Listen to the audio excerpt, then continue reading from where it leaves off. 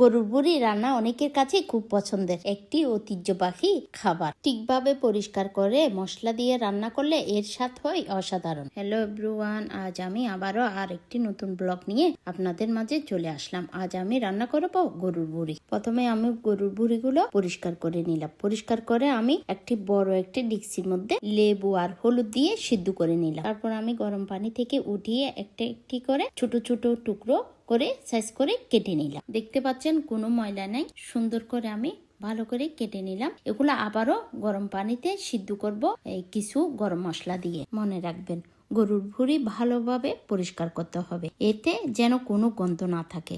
এরপর ছোট ছোট টুকরো করে কেটে নেবেন। তারপর আবারও আমি ভালো করে ঠান্ডা পানি দিয়ে ভালো করে ধুয়ে নিচ্ছি। দেখতে পাচ্ছেন এখানে কোনো ময়লা নেই। আমি ভালো করে কচলিয়ে ধুয়ে নিচ্ছি। এই গরুর ভুড়ি কোন জেলায় কি নামে পরিচিত অবশ্যই কমেন্টে জানাবেন। আমার কিন্তু গরুর ভুড়ি অনেক পছন্দের। কার কার পছন্দের অবশ্যই জানাবেন। আমি গরুর ভুড়িগুলো ভালো করে ধুয়ে পানি জড়িয়ে নিচ্ছি। দেখতে পাচ্ছেন নিয়ে নিলাম কয়েকটি গরম মশলা, শুকনো একটা লেবু, জিরা, ধনিয়া, গোলমরিচ, তেজপাতা, দারচিনি, এলাচি, তারপর লেবু, কয়েকটা লবঙ্গ। গরম মশলাগুলো দিয়ে ভালো করে পানিগুলো সিদ্ধ করে আর একটি ডেকচিতে ঢেলে নিলাম, যাতে এই ভুড়িগুলো ভালো করে ওই পানিগুলোর সাথে সিদ্ধ করে নিতে পারে। গরম মশলাগুলো ছেঁকে নিয়ে নিবেন, না হলে ভুড়িগুলো খেতে ভালো লাগবে না।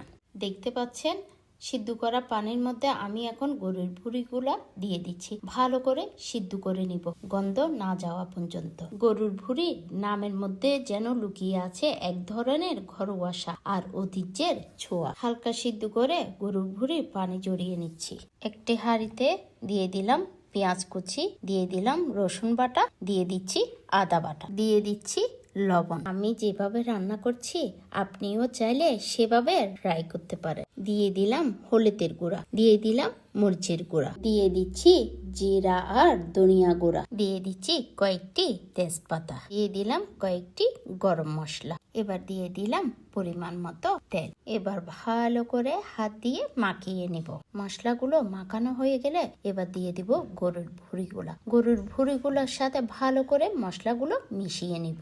মিশানো হয়ে গেলে এবার চুলায় তুলে দিলাম, দিয়ে দিলাম গরম পানি ভুড়িগুলা সিদ্ধ করার জন্য। জল দিয়ে এবার নেড়ে ছেড়ে ঢেকে দিলাম। এবার 1 ঘন্টার জন্য রান্না করব।